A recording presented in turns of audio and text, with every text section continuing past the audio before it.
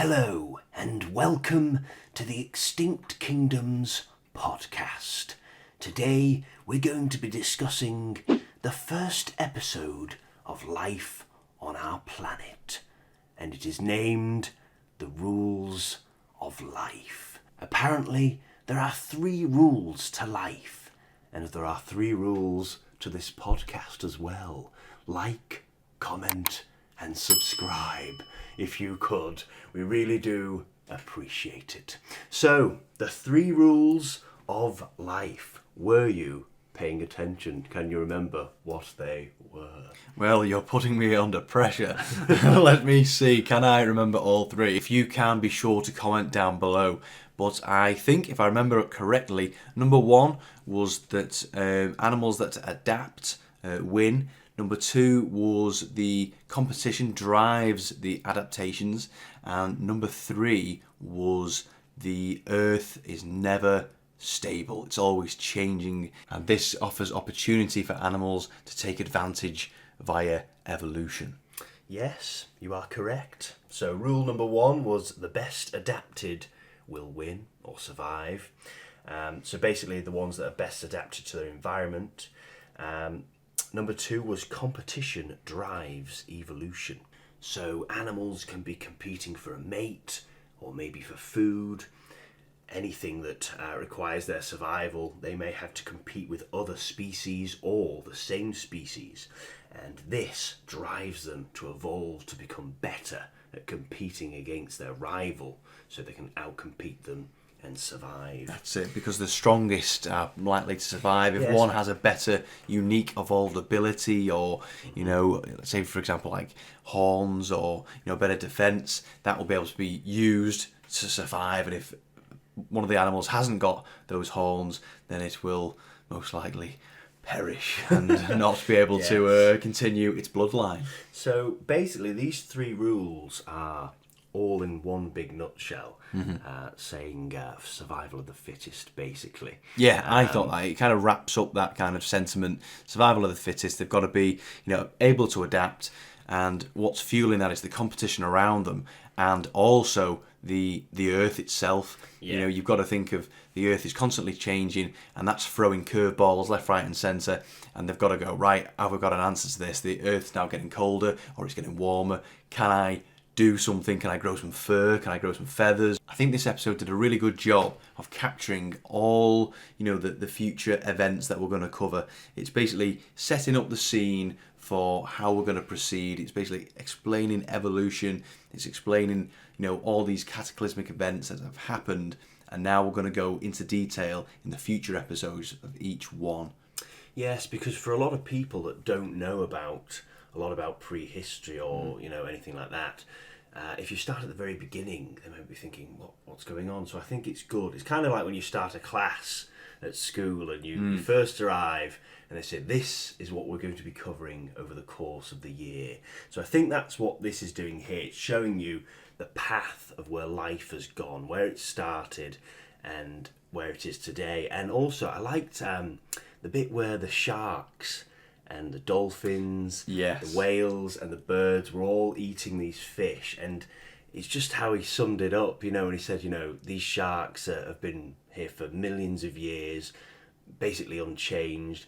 Dolphins, which are also in the water, and their ancestors came from the land, but they look just as at home as the sharks do in the water. Yes, and they the do. whales come in as well, and it just shows all these different species are all hunting these fish, and they're all stemmed from different areas of prehistory, which I agree, it's a really cool way to start out the episode. and also when he says the birds, the last descendants of the dinosaurs. It's like everybody's here. We've got the mammals, we've got the fish, we've got the sharks, we've got the birds, the dinosaurs down and all eating this fish, all that have come together.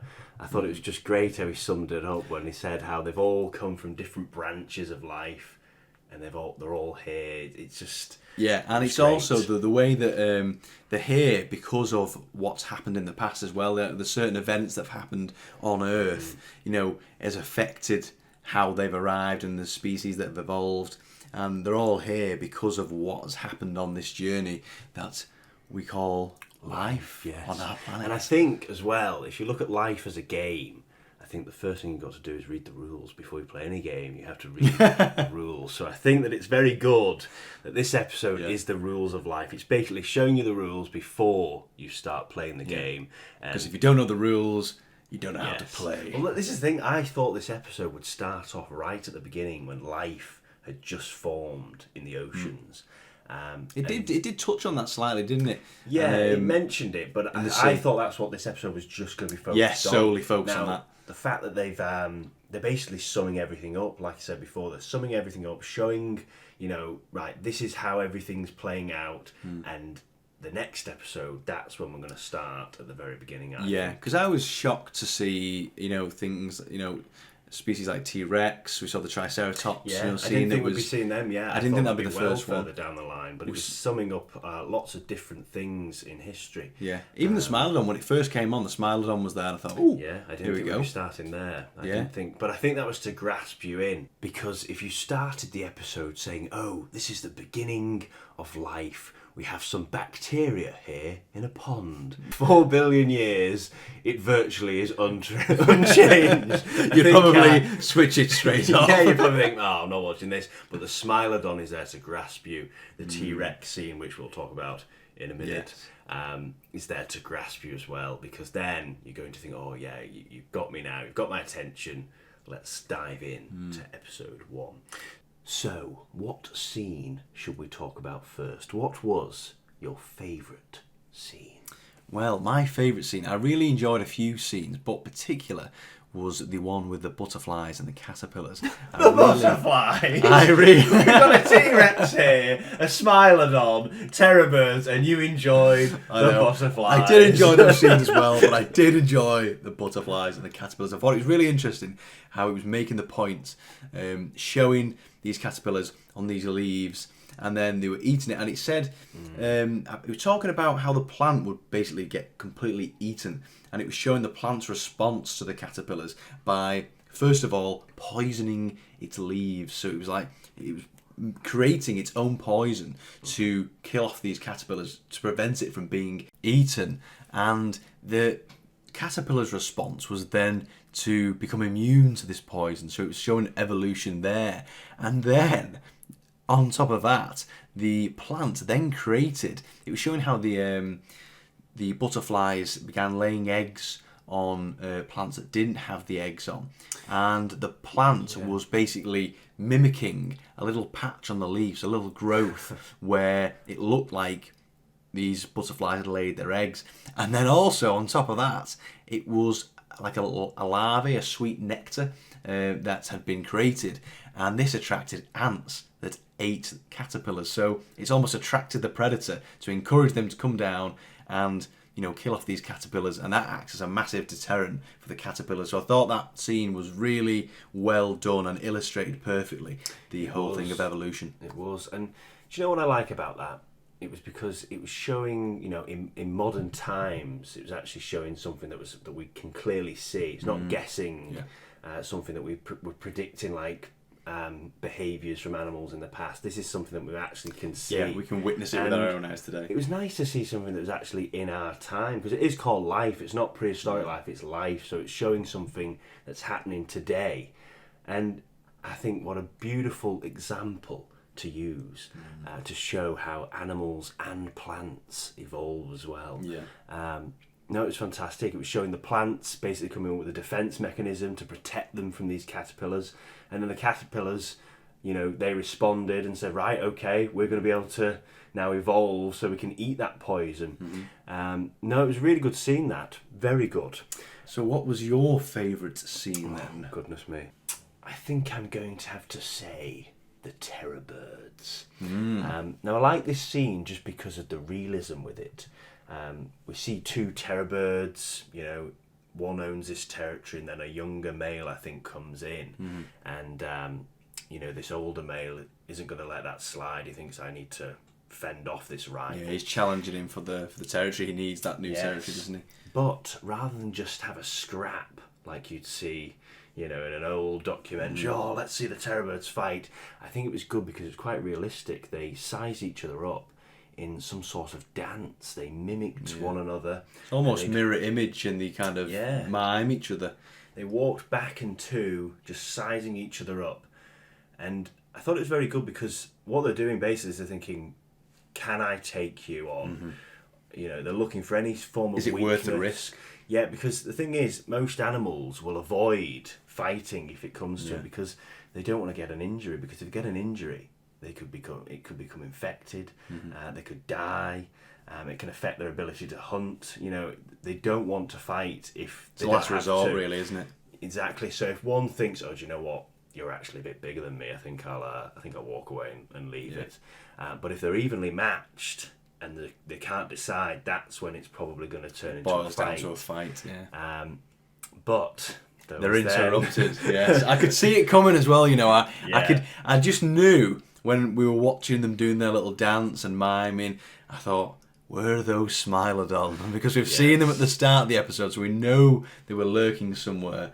And lo and behold, they were.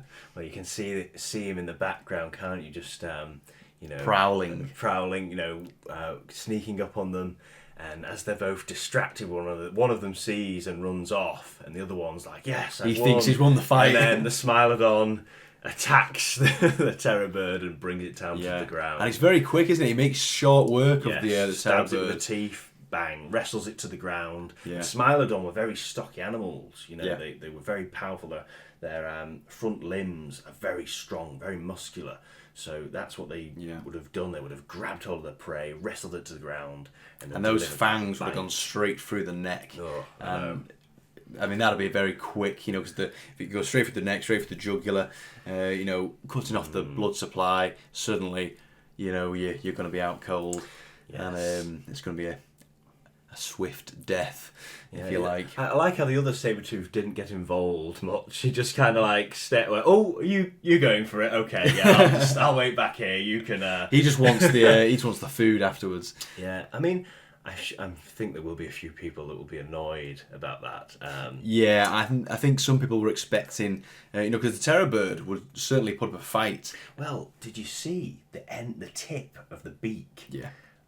Oh my God! If that thing hit you, and they're 2 meters tall, think of the power they've got from that height, swinging that beak down.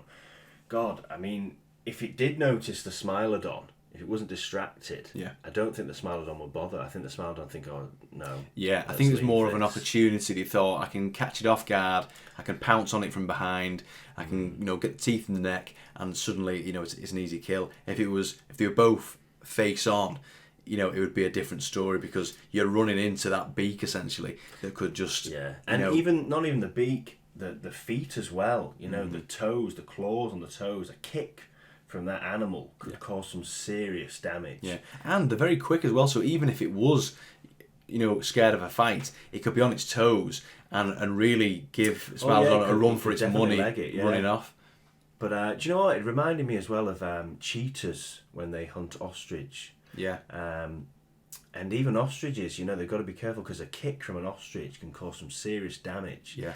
And I think a terror bird, though, with that beak, I don't know. I don't know if Smilodon would bother. I know that Smilodon was out competing terror birds while hunting, so it was doing a better job of hunting and getting the prey. But the question is whether it was actually hunting the terror bird itself, and they were fighting and beating them that domain. I don't know if there's any evidence on fossils of any claw marks or teeth marks that actually show that they were hunting them. I don't know. Yes.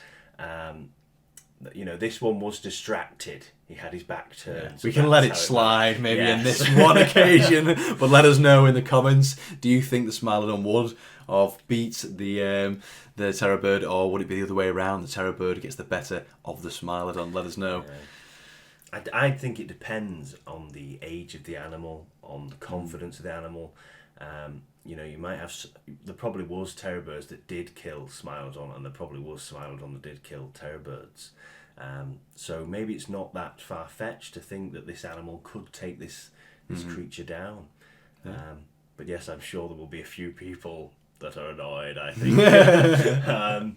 So what should we move on to next? What scene should we discuss? Talk about? The T-Rex scene with Triceratops, because this is a very classic scene. We saw it in the trailer, it grasped us and we thought, oh, what is going to happen here? And it was a bit different than what I was expecting. Why? What was you expecting? I wasn't expecting the joint hunt with the baby T-Rex. It was showing them almost like a pack. The mother was running out and the baby T-Rexes were kind of running ahead, almost assisting with the hunt. They were all playing a different role. Yes. It was almost like the mother kind of maybe was teaching the young, how to hunt. Maybe they've reached that age now, which is like, right, come on, it's time to take you on your first hunt and learn how to... Very dangerous, though, because I was looking at it and I thought, if that Triceratops swings them horns, that T-Rex, the little baby one, is dead. The baby one did get knocked down at one point. I don't know if you noticed. The baby did get knocked down, and the Triceratops, it looked like it ran over it. And Triceratops can weigh between, did he say 6? I think it's like 6 tons, yeah. I'm sure some big ones can weigh up to like 10 tons as much as a T-Rex. If that thing tramples over you, I don't know if you'd be getting up. It's going to be like hurry. A bus, yeah. No, it was an interesting scene. I wasn't quite expecting it to play out that way. But it reminded me of when you see like a tiger or mountain lions when they're hunting and they take their cubs out with them, and you see the cubs making a bit of noise, and then the prey runs off, and the mother turns around, dead annoyed, thinking, do you know how long I've been stalking this animal for? And you've just made a racket. And that's what the babies did. You heard one chirp at the other one, and the mother was like, oh, right, now I'm going to have to go for it. I can't wait any longer. I'm going to have to go for it. Triceratops is alerted, isn't it? And thinks, whoa, let's get out of here. Yes. But I think there's going to be a few people annoyed at this scene as well because of the T-Rex roaring. And as it comes out. Yes, it roars. And it roars a few times. It does make a bit of a racket. And I think... we all know that they tried to do this in old movies and documentaries because they're trying to make the dinosaur look really big and scary. But really, what benefit does the roar have? You know what I mean? Yeah. Unless, I don't know, she's trying to communicate. Intimidation tactics. Or like you say, communication with the young. With the babies. But I don't know. There was a lot of roaring. But I know they've got to try and make it a bit hyped. You've got to try. But... I don't know. I'm not sure whether there's any point going to that effort to make a roar. At the end of the day, you're trying to kill this animal and eat it. A roar isn't going to kill it. You need to just grab hold of it with that bite. And once you got a hold, T-Rex's bite force. We know. Unless he's trying. If he did get a hold, that would have been it for the Triceratops. Yeah. Unless he's trying to cause a bit of panic, because there is a herd as well, so it could be trying to just kind of create utter panic, so they kind of, disperse and don't form into rank. Because later they form a wall, don't they? So they kind of get a bit of order. They run. Bit like muskox when they.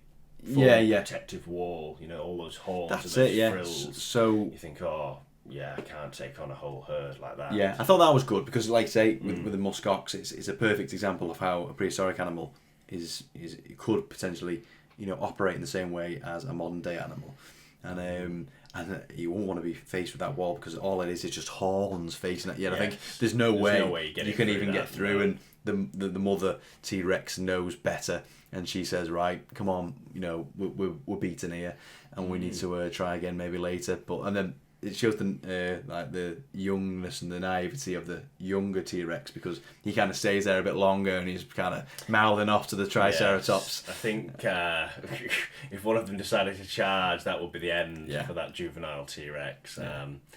Yes, I don't know if he's going to survive to adulthood with that cocky attitude. Well, he might meet his match one day with an Ankylosaurus or another ceratopsian, who knows, but... maybe we'll follow these animals again. In later episodes, maybe we'll revisit that T-Rex with the mother. But do you know what? Even though there's a lot of roaring, I did think it was good because it showed a mother with her babies hunting, and we've never seen that before. We've never seen. And I thought the design of the T-Rex was quite good as well. It was quite different. Usually it's the classic green, the kind of Jurassic Park kind of look. I didn't mind the red pattern. It was almost like, because you do have these animals today that have these colourful frills and colourful scales, especially birds as well. Especially and they are related. Especially birds, to have this kind of face either to intimidate the prey or to attract a mate. So they might not be as bland as we think. Just kind of green to camouflage into their environment. It would be quite suitable to camouflage into the trees because red does stand out a bit. But imagine how intimidating it would be. A tiger's orange. You'd think that would stand out, and that silhouette is broken up by those stripes. So exactly. The red might, if it had a bit of stripes on it or some spots or something like that, it could break up the silhouette. If it was a reddish colour or something like that. Imagine seeing those eyes though and the red scales just in the undergrowth, and you're like, oh no, it's the end. But no, I think it was a good scene. I enjoyed it. Very nice. And what do we have up next? We have the Myosaurus Herd. Yes. That are travelling. And do you know what this reminded me of? I think they get a lot of ideas from modern day animals here, because I keep referring back to something that this reminds me of when I've watched something like Planet Earth or something. But it reminded me of a colony of penguins. Yes. All these mothers had nests, and they were very protective of their nests. Yes, they were very. If the mother wandered too close to another. They were very defensive, weren't they? Yes, quite rude, in fact. I thought. Get away from my nest! Okay, all right. She was just wandering through, just trying to get to a nest, and they were like, "Hey, get out of here!" Yeah. They didn't want to know it. But you do see that with penguins. When penguins are walking past, other penguins will peck at the others like, get away. This is my nest. Get away from my eggs or my young. Yeah. And then another thing that reminded me of penguins again is how she fed the young. Yes. She regurgitated all of this. All this lovely. Yes, all this food. Instead of a penguin, bringing up fish guts, she was regurgitating all this digested grass and vegetation. Yeah.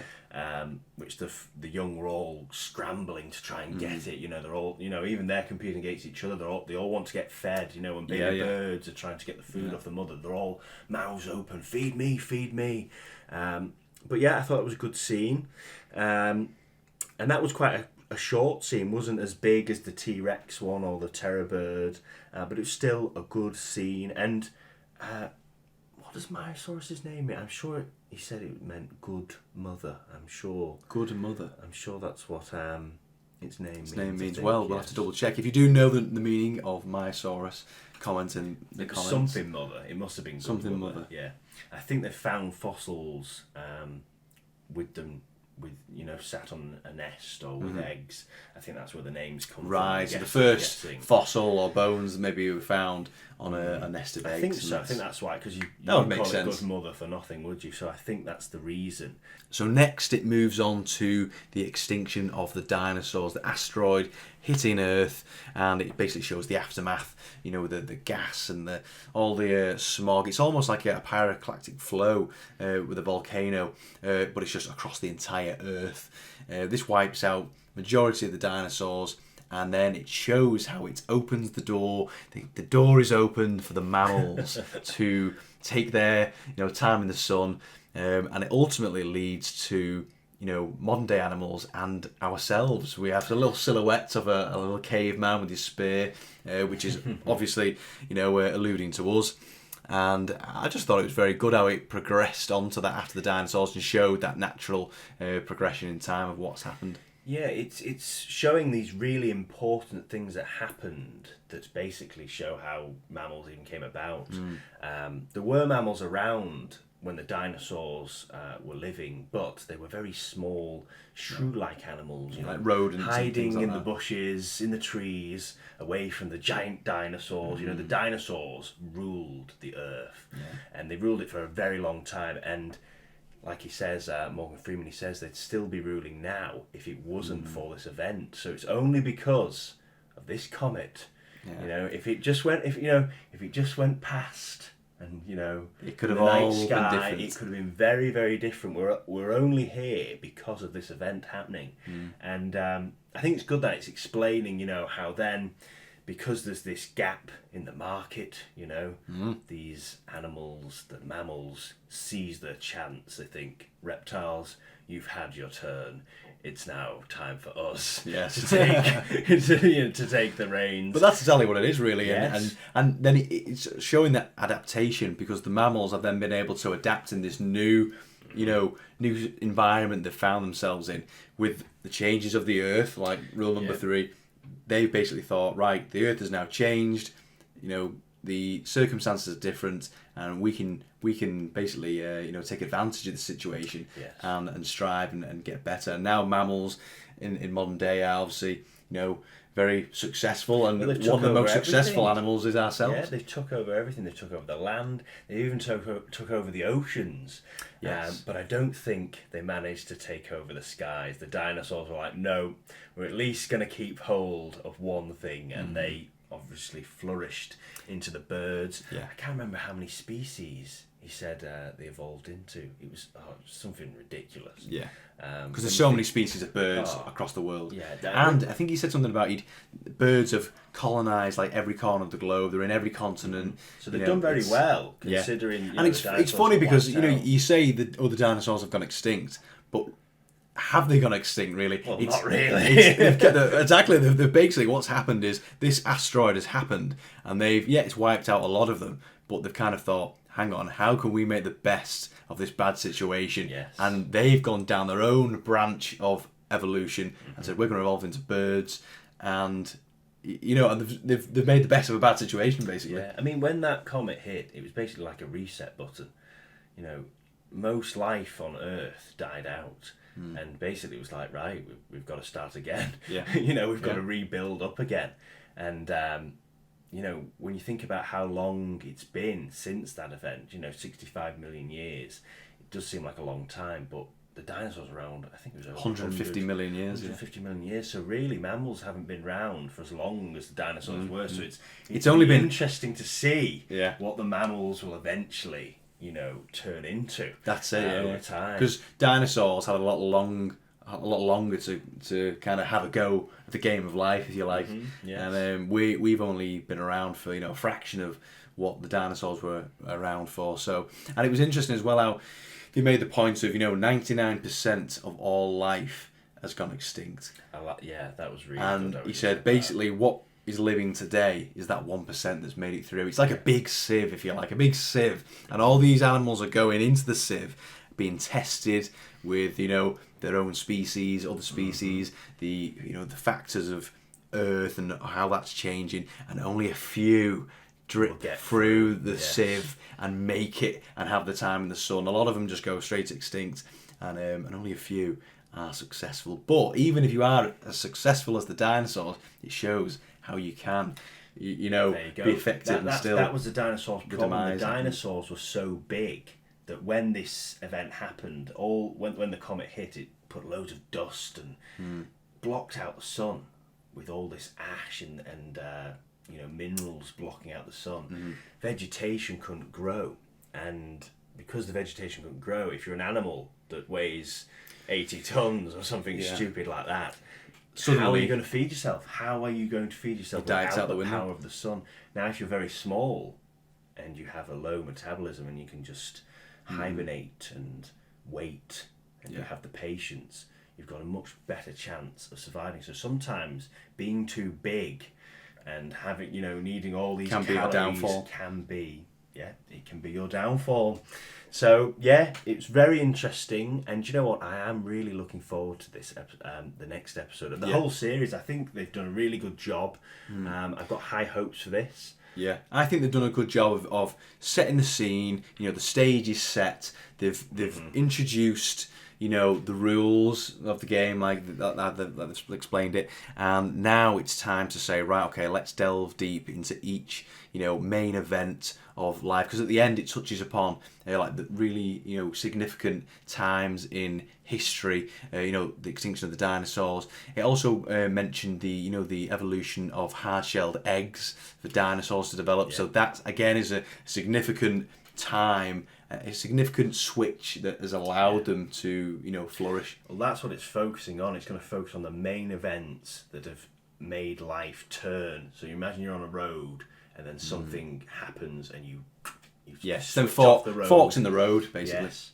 And do you know what? One thing I'll mention, because I didn't mention this at the beginning, I must give credit to the intro of, when it first comes on. Yes, yeah. I love this because I thought it just sums it all up in a nice symbolic way. We see this seed that is growing out of the ground, just a few leaves poking out at first out of the soil, and then it grows into this massive tree, all different branches coming off, each one representing a different species.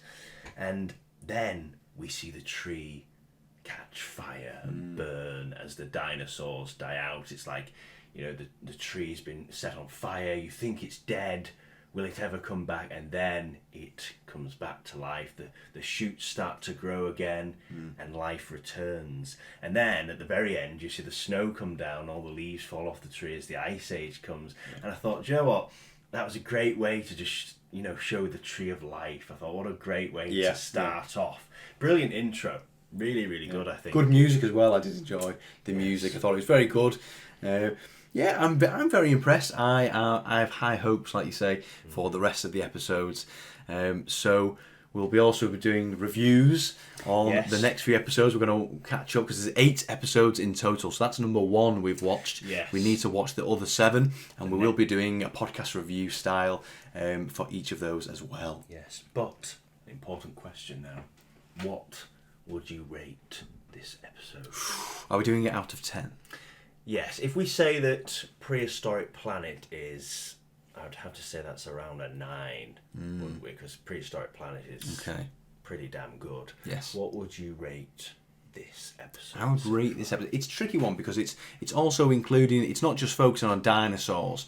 It's focusing on a kind of the whole scope of life from day 1 from to now. So I would say, I'd give it a solid 7. To start out. I think that's a fair, rating to give it. The first one, not as an overall series because we've not watched the rest of the episodes yet. Yeah, but opening so far, you feel like so far, I would say 7. I think it's really good. It's captured my mind, and I do think it did a good job of setting the scene.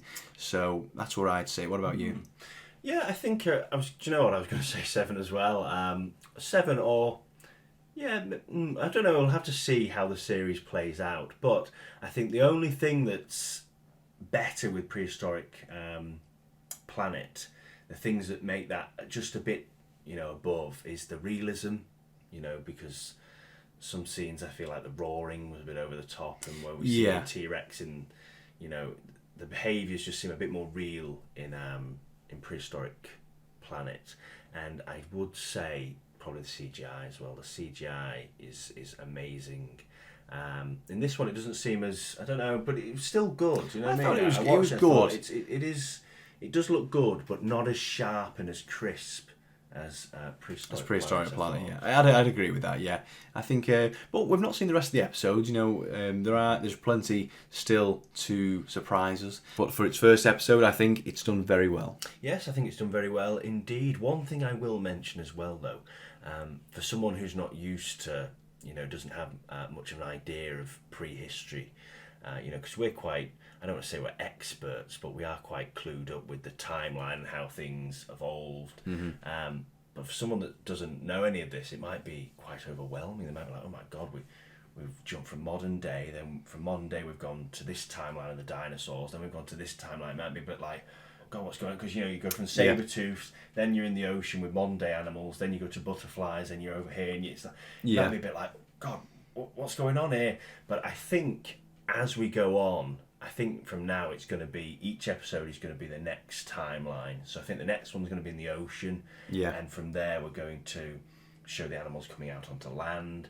And I think once you watch all of those, it's going to give you a better idea of exactly how life has got to where it is today. Definitely, I'd agree with that. Yeah, I mean, it is a very complicated subject. You know, it is hard to start from day one all the way to modern day and describe exactly what's happened and how life has evolved.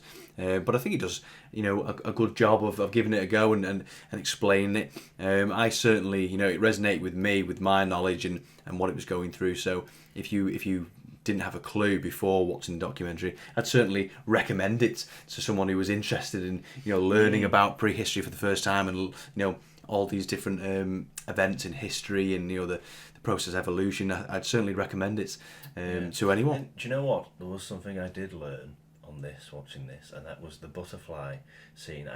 I've never heard of that before with the poisonous leaves. Yeah, well, not the poisonous leaves. The bit where it made the eggs. Yes. I've never seen that before. The growth so on the leaf. Something that I've learned from watching this. So, if you watch a documentary and you already know everything, it's a bit like, oh well, I already knew all that. You know what I mean? You're watching it for the dinosaurs, really. But if you can learn something like that, I think that's great. Because that is what life is all about, isn't it? Life is about learning.